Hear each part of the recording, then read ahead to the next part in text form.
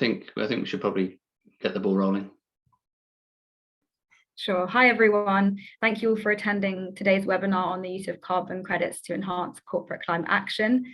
My name is Ashni, and I'm Head of Accounts and Communications at Trove Research, and I'll be hosting today's webinar.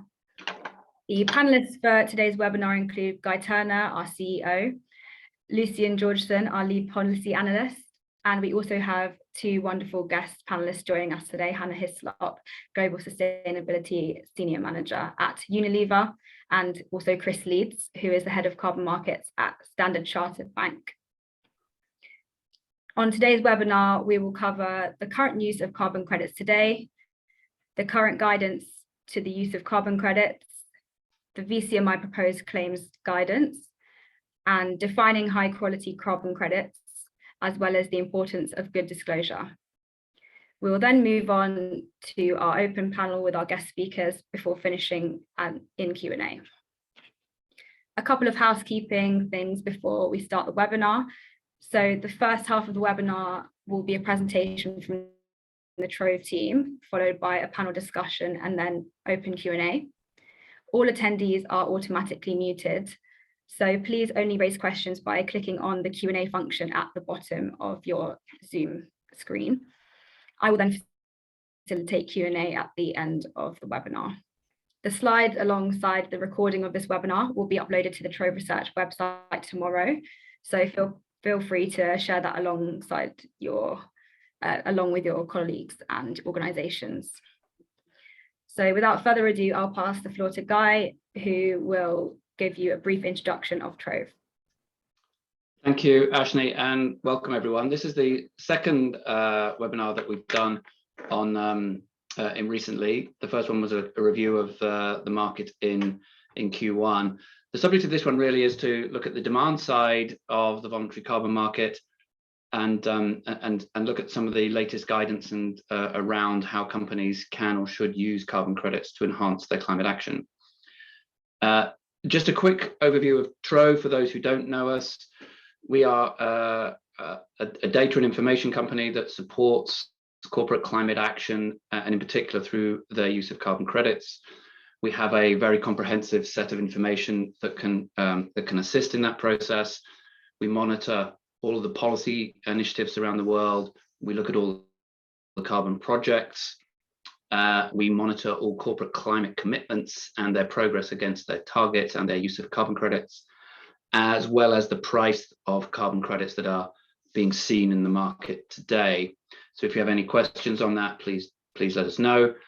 We're upgrading and enhancing the platform continually. We have added a consultation tracker in the policy landscape. We're adding country profiles to understand what's going on the ground in a lot of the developing countries. We're adding new registry and project data. We've got enhanced performance metrics, mapping tools. We're developing and will release very shortly carbon price forecasts and scenarios, a price predictor tool, and a whole bunch of extra data on corporate climate action and carbon credit demand. So it's pretty busy on this side of things. So please do get in touch if any of those are of interest. So as Ashni said, we're going to run through some quick analysis that we've been doing on the use of carbon credits and the guidance that exists today. First off, on the corporate climate commitments, as anyone in this industry knows, there is a whole smorgasbord of terms that are used. One of the challenges is trying to make sense of those. They tend to fall into two main categories: carbon neutral, or sort of synonyms to that, which relate to the immediate claim around the use of carbon credits to claim some kind of neutrality or offsetting for a product or service or company. And then net zero, or future targets that sort of set a longer term trajectory on both mitigation and the potential future use of carbon credits. And companies hitherto have been quite flexible in their use of that terminology. I think a lot of people in the industry have a sense of what these terms mean, but what would be really helpful is if we can coalesce around a smaller number of terms going forwards. We track a lot of these, if not all of the company claims and their emissions footprints and their future targets. And one of the interesting things is that the SBTI, Science-Based Targets Initiative, has done a fantastic job in setting up a very simple set of objectives and criteria that companies can ascribe to in setting long-term net zero goals. Interestingly, we've also identified a number of over 400 other companies that also have net zero objectives, commitments, but are not aligned with or not subscribed to SBTI criteria. So 461 of them in total. Some of those are oil and gas companies with very large carbon footprints, others in a number of other sectors.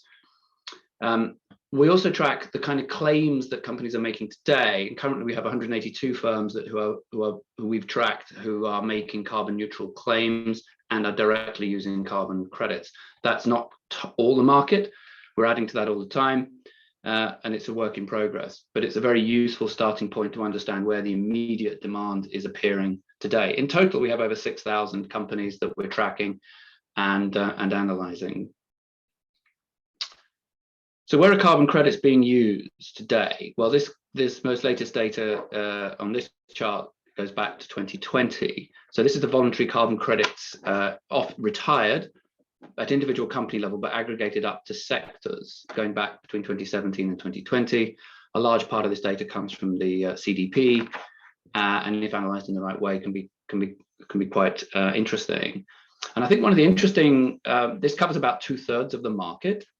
Of total retirements, and in 2020, actually the largest sector retiring credits was that was part of the CDP reporting process was actually transportation and storage, and a lot of those were airlines, so 38%. Manufacturing was the second largest sector at 24%, and mining and including oil and gas was only 14%. Now, if we looked at 2021, I think we'd see a different split with oil and gas starting to show up more prominently. But interestingly, a lot of the talk in the sector is around financial firms, maybe professional services, the tech companies in America, Amazon, Google, Microsoft, etc. They make a lot of news headlines. But actually, in terms of total volume of carbon credits used, it's actually the more energy-intensive sectors that are actually buying the vast volume of credits. So transport, airlines, probably medium energy intensity, manufacturing, and mining and oil and gas. So that's actually quite an interesting trend, and one that one can extrapolate forwards and potentially think, well, how much more carbon credits do these companies need? Well, actually, the answer is a lot if they continue to acquire carbon credits in the same way. So that's some interesting patterns that we're seeing today. This chart shows the use of carbon credits up to the end of May, month by month, according to the type of project and this is Trove research analysis. And a couple of observations from this. One, we saw a peak in December last year in terms of retirements, and it's fallen off since then. We also saw a peak, the previous peak was in October, around just prior to COP last year, COP26 in Glasgow. December, perhaps a year-end rush, and we've reached more of a steady state since then at a considerably lower level. The other observation is that we see over the last 12 months on the right, a significant proportion of credits being nature-based, red, so reduced emissions from deforestation, nature restoration, much lower. But surprisingly, in spite of all the attention that and good attention that nature-based projects get, the majority or the largest type of projects that are the most frequently used projects are renewable energy projects. 42% of all retirements in the last 12 months have been renewable energy. And one of the reasons for that is they have traded at a significant discount to the nature-based projects. So why has this fallen off when we had a very sort of significant increase in demand over the last 12 months, or certainly in 2021?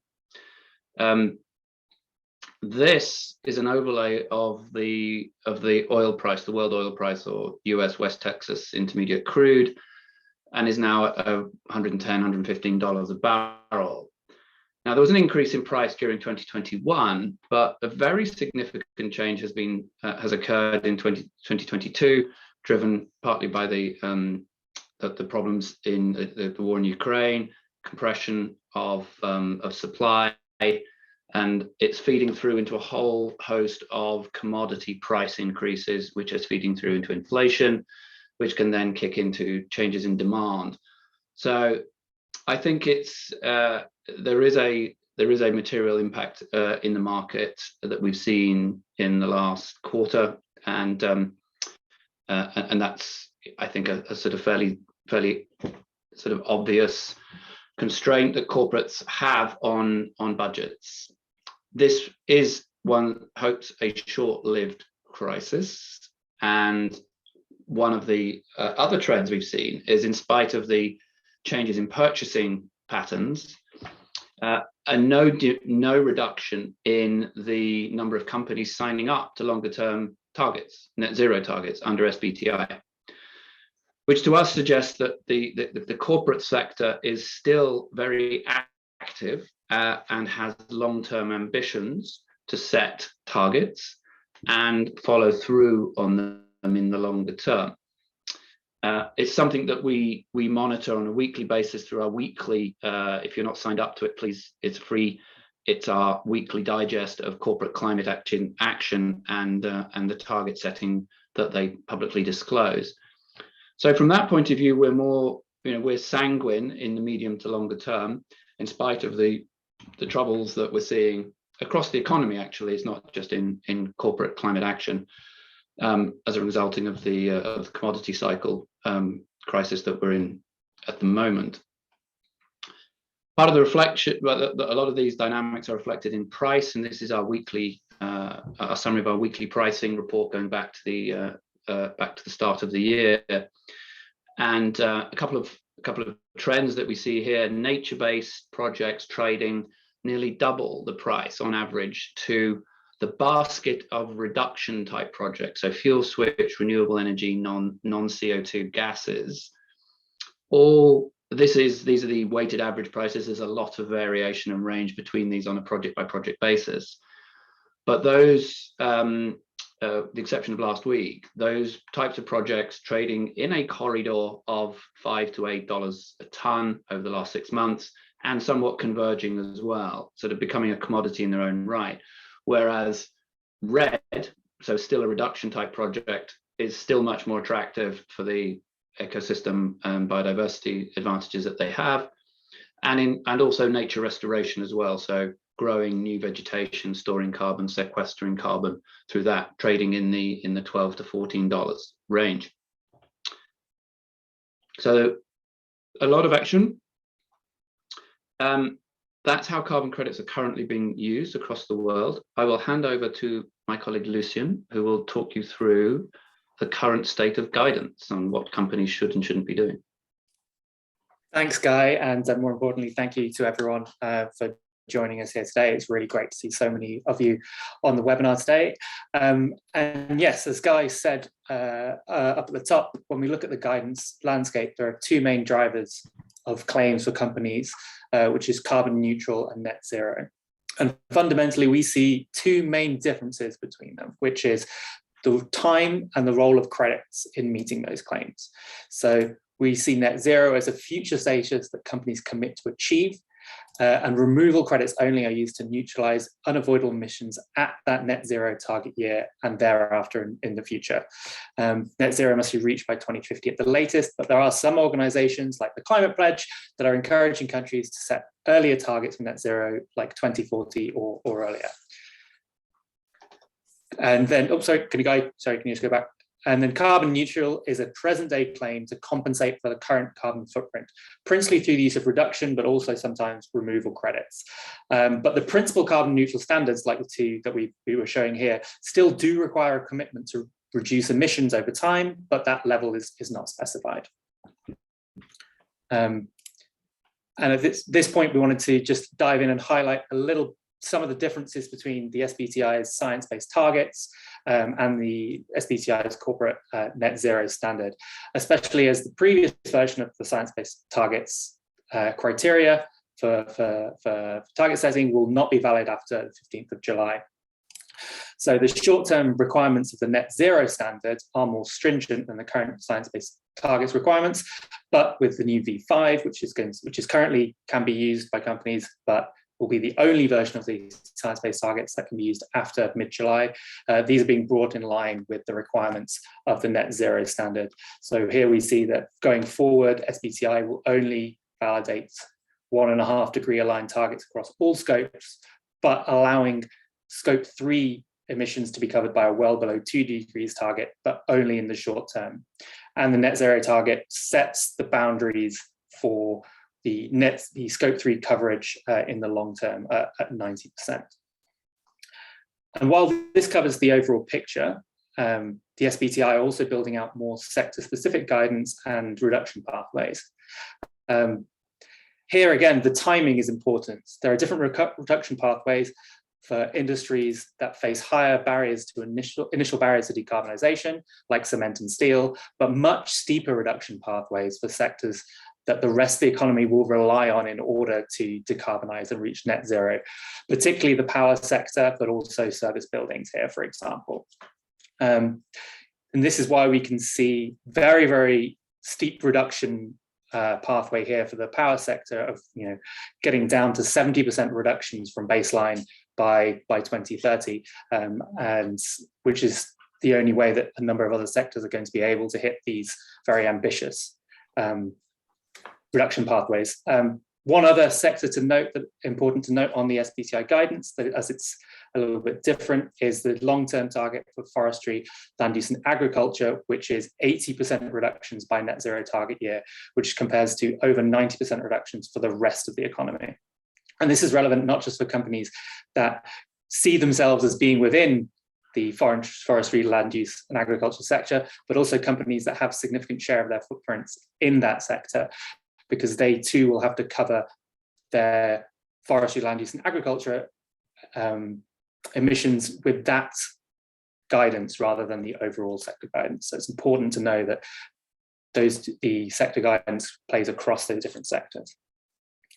From here, we just wanted to quickly introduce one of the carbon neutrality standards, which is the BSI's PAS 2060, which is the carbon neutrality standards for organizations, products, and services. And from this, we wanted to highlight PAS 2060 because it follows a similar philosophy to the VCMI's, the Voluntary Carbon Markets Integrity Initiative's claims guidance proposal for companies, which we are going to touch upon shortly. So we can see that there's a consistency between these proposed guidance from the VCMI and the existing guidance on carbon neutrality and the use of credits, that the use of credits is to supplement and support internal emissions reductions, as in order to reach this carbon neutrality standard, companies have to have a deadline for emission reductions, specify their reduction targets and outline their plans to meet their targets, not just purchase carbon credits to compensate for their carbon footprints. And finally, it's also important to note that companies preparing to use a carbon neutrality standard like PAS 2060 must also be prepared to make all of the supporting documentation to back up that claim public. So in this way, the appropriate use of carbon neutral standards can support and boost the transparency of corporate use of climate credits. So as I noted, the VCMI has released its proposal for guidance for companies on what claims they can make about their use of credits. And there are still areas to iron out, but we at Trove see this as an important development to clarify what kind of net zero aligned present day claims companies can make that support building in quality and integrity in the carbon markets. There are 3 levels of claims that can be made, which is bronze, silver and gold. But there are some prerequisites to all 3, which we've got up on the screen right now.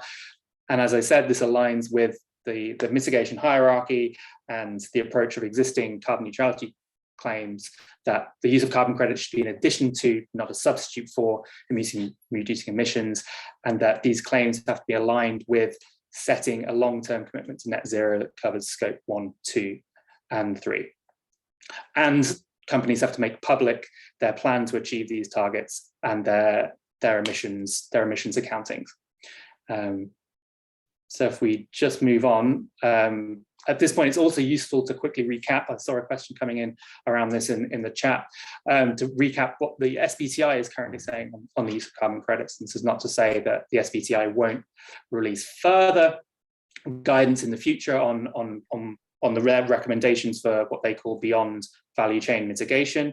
But currently they are encouraging the use of high quality reduction credits, high quality removal credits, or early investment in removal technologies for companies to go beyond what they're doing in order to meet their interim and long-term emissions reductions targets. But we think this is what the VCMI is adding, and where the VCMI fills a gap at the moment, is that the VCMI, we think, can make it clear what companies can say and do today with carbon credits in a way that is high integrity, high trust, and promotes the development of quality carbon credit projects within the market. And this is where we see the VCMI guidance is stepping in. So we want to just quickly step through our presentation of the 3 levels of VCMI's proposed guidance. So firstly, with VCMI Gold, companies have to be on track to hit their interim emissions reduction targets for scope 1, 2, and 3. And then in addition to that, they need to cover all of their remaining emissions, that's 100% of their remaining emissions, with high quality credits, and then set another 5-year interim targets and keep covering all of their remaining emissions each year on track with reaching those interim targets. VCMI Silver has the same reduction requirements as VCMI Gold, be on track to achieve your interim target for scopes 1, 2, and 3. But companies need to make carbon credit purchases to cover at least 20% rather than 100% of the residual emissions. But importantly, that proportion needs to increase in future years, but it can also start higher than 20%. And also it's important to note that companies should consider, when they're looking at how they're going to meet VCMI Silver or Gold, that an increasing proportion of their credits as they get towards their net zero target year should be coming from removals in order to meet that neutralization requirement for their target year, which is why we've highlighted removals here on this chart. And finally, on VCMI Bronze, this functions slightly differently, and what we see it as being is a stepping stone towards silver and gold for those companies that currently have a high barrier to understanding, measuring, and reducing their scope 3 emissions in the short term, or whose scope 3 emissions are very high. It therefore provides a pathway to those higher ambition claims of silver and gold, and can demonstrate a company's intent to get there. So for bronze, companies have to be on target to reach their interim reduction target for scope 1 and 2 emissions, and be reducing at least 50% of their scope 3 reduction targets, but they can then use carbon credits to cover the remaining 50% of that scope 3 mitigation target. But this share of 50% has to fall over time, and bronze is only valid until 2030, by which time the company has to be on track to meet its scope 3 emission reduction targets, and therefore graduate to silver. And they have the same carbon credit purchases to cover at least 20% as existing VCMI's silver claim guidance. So I know we've had a couple of questions coming in on who the VCMI is. So to quickly clarify that, the Voluntary Carbon Markets Integrity Initiative is a governance body that seeks to help develop integrity in the voluntary carbon market from the purchasing side through the use of credits and what those credits go towards, and also to promote the use of high quality credits. But one of the principal aims of the VCMI is around this question of what can companies do with credits, and what can companies claim about their use of credits. And it's composed of organizations from across the voluntary carbon market, including those who buy credits, and interested stakeholders as well. I don't know, Guy, if you wanted to jump in and add anything quickly on the composition of the VCMI. No, it's a multilateral stakeholder group. It's been around for over a year and a half. We were involved in it in the early days, and I sit on the advisory group. And it's yes, it's designed. Its intention is to promote integrity from a corporate point of view, to ensure that the use of carbon credits and the claims that companies make doesn't lead to criticisms of greenwashing, and that there's a robust sort of mitigation action that sits behind the purchasing of carbon credits and the associated claims. Yeah, so we see it fills a space in that governance landscape for the voluntary carbon markets, alongside organizations like the SBTI and alongside the Integrity Council for Voluntary Carbon Markets as well. So we see this as an important step forward, and we're interested to see what feedback comes through for the VCMI in their consultation on this proposal. But some of the areas that we think need to be ironed out before the final version is published is: how do you define what is on track to reach an interim target before that target year? How do companies set those 5-year interims when this goes beyond the SBTI's requirements of setting where companies need to send a 5 to 10 year reduction target, not strictly a 5-year target? And how will a high quality carbon credit be defined? The VCMI has not gone too much into this at this point, but they did mention some other key initiatives on carbon credit quality when they launched this proposal that will factor into the final version of the claims guidance. And so on that, I'll hand back to Guy, who's going to talk a little bit more about some of those initiatives and the importance of defining credit quality. Thanks, Lucian. I've just sort of been replying to Pascal on the chat, and there are other guidance, sorts of guidance out there. The WRI has released guidance on carbon credit use as well. So these aren't the only shows in town, but certainly the most topical, and VCMI has a significant role to play. So just on carbon credit quality, and Chris, I'll hand the microphone over to you, Chris Leeds from Standard Chartered, who's on the board of the Integrity Council of the Voluntary Carbon Market, which is we've highlighted here on the left. So I don't want to steal your thunder too much, Chris, but really just to note that there are a number of global initiatives out there really trying to push this integrity issue on the supply side. So the Integrity Council, which was the task force for scaling voluntary carbon markets, and the CCQI, the Carbon Credit Quality Initiative, which is backed by the World Wildlife Fund, Environmental Defence, and the OCO Institute as 3 prominent NGOs in this sector. And really, there's a number of factors that define quality. These were discussed in very generalized terms over the years, but one of the there now sounds to be, I think we're starting to see some coalescence around how you define the quality of a carbon credit. More difficult to measure in practice, but aspects such as additionality, permanence, making sure the reductions are real, effective monitoring, etc., are seeing, and Trove Research will be launching shortly our own quality rating system, which will be built on these methodologies. But the CCQI also expands the boundary to some degree on the definition of quality by looking at how the project can facilitate the transition to net zero in the broadest sense, perhaps through technology pathways, and also the host country ambition as well. So to what extent does a project support the mitigation activities and target setting within the country that it is based, rather than just simply looking at the boundary of the project in isolation. So there's a lot of work going on quality and high integrity, because it does feature across all of these sorts of guidance. And I said to my team, I would say something on corresponding adjustments, because this is for those who don't know, a corresponding adjustment is this thorny problem of a mechanism to adjust the host country's emissions where a credit is exported or used for a purpose, a claim or a compliance claim elsewhere, to make sure you don't double count. So I sort of took a quote from Hamlet and Yorick: to adjust or not to adjust, that is the question. it is a point of discussion that's been around for several years and still hasn't had unanimity in the guidance area. For those who are pro corresponding adjustments in the voluntary market, the main reason for doing so is it avoids the potential risk of double claiming for both the host country where the project is based and also on the purchaser's balance sheet or emissions ledger.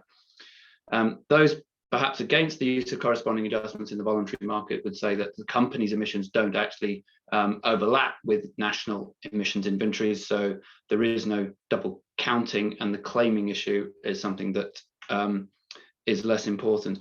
And also that they could, by requiring these adjustments for the voluntary use, it could limit private finance to countries in need of that finance to support their mitigation efforts. We're not now going to talk much more about that, but just to say it's an issue out there in how companies see and potentially may use carbon credits. And we have produced a number of reports on this subject ourselves. If you go to our website, you can read them and download them. And we will also be producing fairly shortly a new report on the impacts of the voluntary carbon market on tropical forest countries, where we will look at the implications for corresponding adjustments. So that's coming out soon. And then finally, just in the interest of time, disclosure. Having gone through all of the internal target setting and potential purchase of carbon credits, how do you communicate that externally? Well, the landscape is changing, the goalposts are moving, and they're moving towards an environment of much more complete disclosure.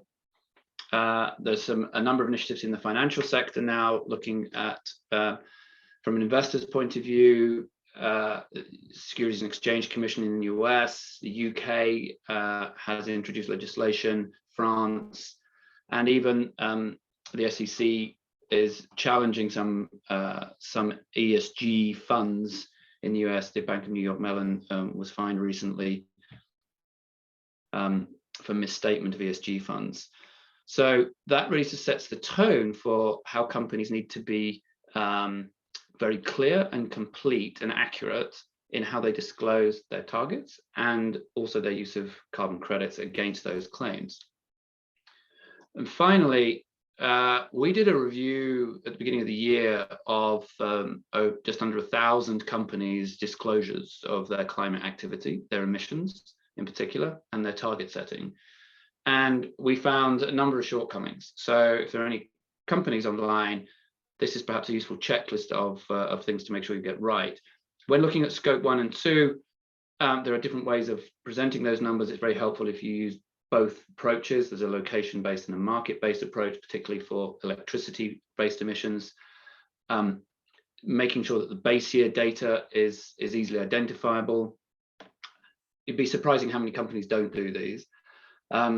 Intensity-based metrics, again, all the assumptions and metrics behind them need to be disclosed. Data tables, infographics that show changes over time, so you can see how a company is progressing against its target. And also it's very useful to have companies agreeing within the sector on ways to account for emissions. And that also translates into scope 3, where we think that there's a lot of scope for improvement in terms of how industries can get together and agree common approaches to some of the more tricky areas of scope 3 emissions estimate. Just a sort of a side point on targets, it would be very helpful if we retain the use science-based to only refer to SBTI related claims, because some companies are using those terms somewhat loosely. And just on scope 3, it's the most difficult area of reporting and target setting, which many companies will know. But because of those uncertainties, it's really important that companies explain very clearly the assumptions and calculations behind their boundaries. The Global Reporting Initiative, the Greenhouse Gas Reporting Protocol, sets out some really helpful guidance, and it's very useful if companies follow that closely. So that's our chalk and talk piece. Sorry, it's run over a little bit. I just want to hand over now to Chris and Hannah. Hannah, can I go to you first and ask you to say a few words about how Unilever is approaching the climate target setting and carbon credit world? Yes, of course. Thanks, Guy, and really nice to be here. Thanks for inviting me. I will briefly talk a bit about Unilever's kind of perspective on the whole net zero target setting debate, and then where carbon credits fit in our corporate strategy, and how we're engaging initiatives such as VCMI. I mean, I think, you know, we're broadly talking about whether this kind of, you know, increases the likelihood of us managing to stay within the 1.5 temperature goal of the Paris Agreement or not. I think, you know, whenever we talk about how carbon credits fit into our net zero strategy, that's the thing that we have in mind the whole time, and how to balance this, you know, this accusation that this is just going to legitimize business as usual versus the, you know, acknowledging this huge need that we know is there to scale finance, you know, into clean tech, into nature restoration, into natural climate solutions. So just to sort of set out Unilever's targets. So we have two SBTI approved emissions reduction targets. One is a 2030 target, which is 100% reduction of our scope 1 and 2 emissions by 2030 on a 2015 baseline.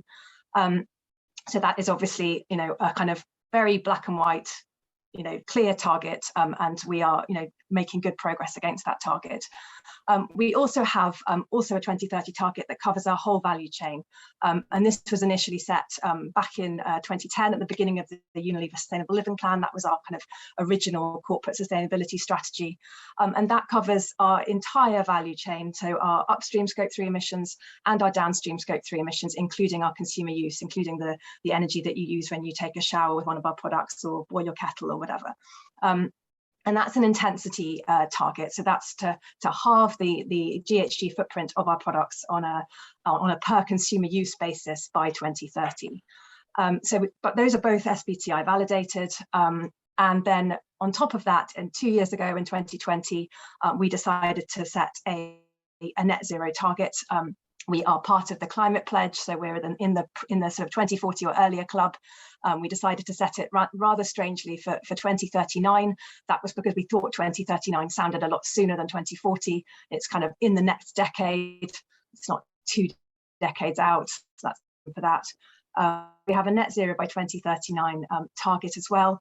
In terms of the scopes of that target, what we decided was that we would exclude consumer use emissions from that target. So whilst our 2030 sort of full value chain halving intensity target includes consumer use, we decided to exclude consumer use for the purposes of our net zero target. Frankly, we decided that when it comes to netting our residual emissions in 2039, we don't think that those emissions belong to us. They're someone else's scope 1 and 2 emissions.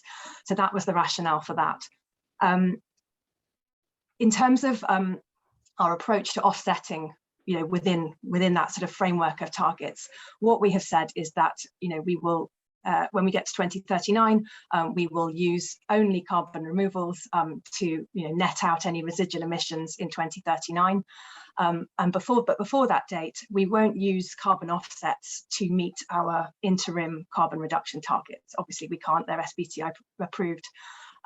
And so what we have said, however, is that, you know, despite the fact that we've said we will, you know, overwhelmingly focus on, you know, decarbonisation, you know, driving deep reductions in our value chain carbon emissions, you know, over this decade, well into the next decade.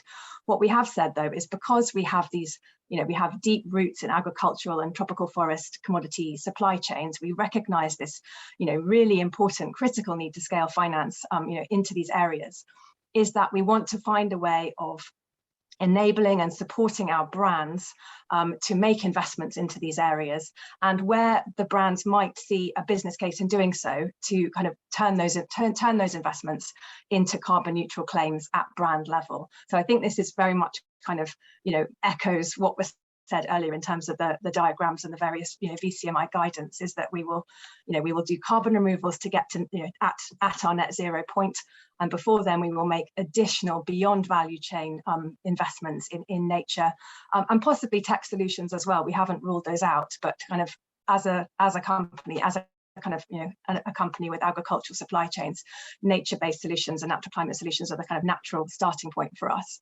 I mean, it's very, very early days. I was sort of invited on to share my experience in doing this, and I sort of said, well, we don't have a huge amount of experience at this point. We're just starting out, and we've got a couple of Unilever brands that have kind of dipping their toe into the water here, that have made some small purchases of carbon offsets in recent years, but this hasn't happened at all on a large scale yet. And I think the reasons are there's been I guess a lack of understanding and a lack of kind of comfortableness, I guess, with the voluntary carbon market. We're acutely aware of all the controversies around it, and the risk of being seen to be just carrying on as usual and buying credits on the side to legitimize that. I think there's been a lack of we haven't seen huge consumer demand for carbon neutrality at a product level, and I think there are many of us who that makes total sense. We know what the big shifts in consumer behavior are. We know what needs to happen. We need to make sure that we shift. Consumers start to eat much more plant-based diets, and we need consumers to shift to low carbon energy supplies. What we don't want to obsess over is whether they helping them to choose between one type of shampoo and another, because one's got X grams of carbon and the other carbon neutral, etc. So I think we've been sort of toying with the sort of usefulness of carbon neutral claims at a consumer level as well. And then also there have been claims, concerns, I guess, around quality and integrity that I think some of the initiatives that you've been talking about, like VCMI and ICVCM, are starting to answer and starting to piece together. So I think we feel like the landscape is sort of coalescing around these kind of guidelines that will make it a lot easier for us to kind of engage with this space in future. Can I, Hannah, could I just pause for a second there? Yes, sure. Thank you so much. It's really, really useful to have that real corporate level experience. Often we're at risk in the industry of sitting in our ivory towers, and it's just really, really, really, really helpful. But I think it's a really great link then to Chris, who can respond to that sort of existential question around quality and assurance. And Chris has been intimately involved in the ICT. Yeah, Chris, please give us an update from your side. Thanks, Guy. Thanks very much. I mean, just before I go into that, I also want to just comment on the VCMI's their own CCPs as it happens. Just to say that, look, whatever can be done to encourage and clarify the rules around the use of carbon credits is great. At the end of the day, the whole point, and we'll talk about this in a minute, the whole point of carbon credits is to get money into projects that wouldn't get that good otherwise, to reduce emissions that wouldn't happen otherwise. So there is this abiding concern around companies using carbon credits to basically get themselves buying indulgences, get out of jail free. But the evidence is that that's not the case, right? When you look at most companies that actually do buy carbon credits, they've also got targets, they've also got a lot of other obligations. But notwithstanding that, the whole point about carbon credits is they should be above and beyond what people are already doing. I get that. But in many cases, being able to reduce those emissions, in the time scale that we would like, is not really possible using current technology. Certainly within your own value chain, as I'm sure a company like Unilever can attest to, how difficult it is to actually decarbonize. So we should still encourage as much money as possible to go into projects around the world that will do that. And so if the VCMI guidance can do that, then that's great. I would like to see more clarity on what they actually mean. Gold, silver, and bronze. What that actually equates to in terms of a claim. We've seen a few questions around that. How does that actually work out? At the end of the day, companies that make claims want to get some kind of recognition or reward for it. If they don't, they won't bother. all right, and then it'll just stop using these markets, and I don't think that'll be in the interests of anyone. But so moving on from that, the Integrity Council for the voluntary carbon markets, and again that word integrity crops up, is, if you like, the yin to VCMI's yang.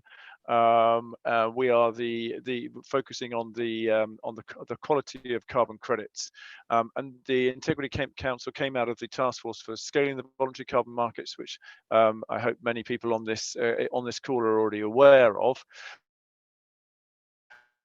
And the idea being that we would come up with after much deliberation last year and consultation, we came up with 3 areas that we were going to focus on. The first is setting up these set of core carbon principles. The core carbon principles are a high threshold quality level that all carbon credits should adhere to. And if a company, if a standard setter wants to meet that threshold, then they'll become eligible, and they'll actually get accredited as being able to meet the core carbon principles that we're working on. We also set up a governance body, and I'm a member of that. I'm on the board of the Integrity Council, and so we have a very, very high, again, high integrity, high quality group of individuals on the board. There are 22 of us, including at least 3 members of the so-called Indigenous Peoples and Local Communities, IPLCs, but also across academia and civil society. In fact, there are only 3 representatives from the market, of which I am one, and I'm voted for, but was voted in by the participants in the TSVCM. So it was a great honour to be there, but I'm one of very few. And then we have an expert group that's been working on the core carbon principles. And again, that expert group, I can truly say that is, extremely talented, and extremely knowledgeable about the carbon markets and the various different ways that carbon credits can be produced, whether it comes from renewable energy, nature-based solutions, or indeed new technologies that are being developed. So there really is a high level of expertise, and the important thing that we've said all along is that integrity is absolutely crucial to this market. With the integrity, then there is the chance for the scale to arrive, the scale that we need, the billions of dollars that we need to actually reduce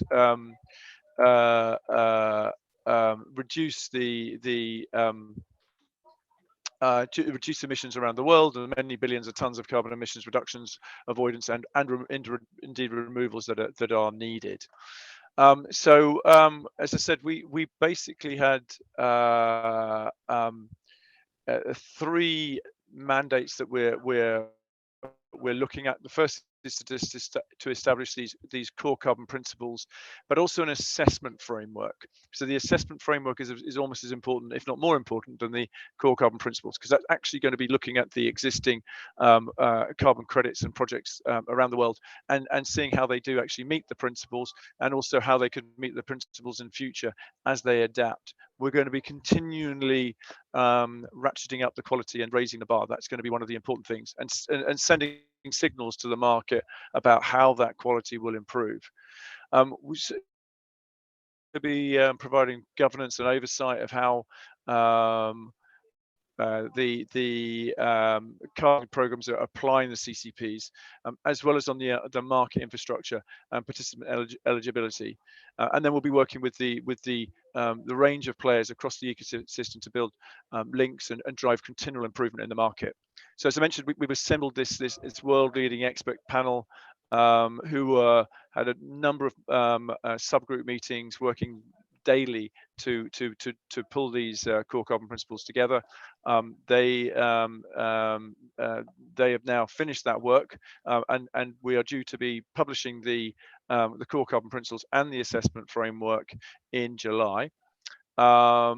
Now the CCPs, as I say, they're in 2 parts. Firstly, there's a quality principles for carbon credits, so that's going to include additionality, permanence, and so on. And secondly, integrity principles for carbon crediting programs, including program governance, robust independent validation and verification. So really making sure that the program setters themselves are up to scratch. Now, a lot of this work is going to lean on some of the work that was done by Corsair, but not all of it. It's certainly going to be a revision of that work. And again, we're looking for standard setters to apply to the Integrity Council to actually become to meet those eligibility criteria. So for a carbon credit to be approved as CCP compliant, it needs to meet the quality principles and to be issued by a program that meets the program integrity principles. So we're going to then finally define certain attributes of carbon credits that need to be tagged in registries. So this is where we can think things such as a corresponding adjustment. It could be looking at some of the social benefits. It could be looking at whether the carbon credit is a removal or an avoidance stroke reduction project. Yeah, just to sort of paraphrase that, the Integrity Council is doing an amazing job, and its list of to-dos has been long and tiresome to work through. But if I could just sort of pause there, Chris, and say, sure. Hannah, from a corporate's point of view, having heard Chris give that very robust and sort of powerful defense of what's going on the supply side, are you reassured now, or are you more reassured or getting reassured about the improvements and the integrity and quality of credits for use in a corporate environment, notwithstanding the product related issues that you have to sort of try and sell internally? Yeah, I think just before you answer that, very quickly, there is going to be the consultation comes out in July. It will last 60 days. So there's going to be an opportunity for you and others and everybody on this call to participate. So we really would encourage that. Yeah. Sorry, great. Please go. And apologies for the lawnmower that's going on outside my house. I hope no one can hear it too loudly. But no, it does definitely reassure. I think what's particularly reassuring was the slide that you put up earlier, which showed the sort of synergies between the ICVCM and the carbon credit quality initiative. You know, the sort of seeing the kind of, you know, the fact that everyone's, you know, arriving list of things to sort out.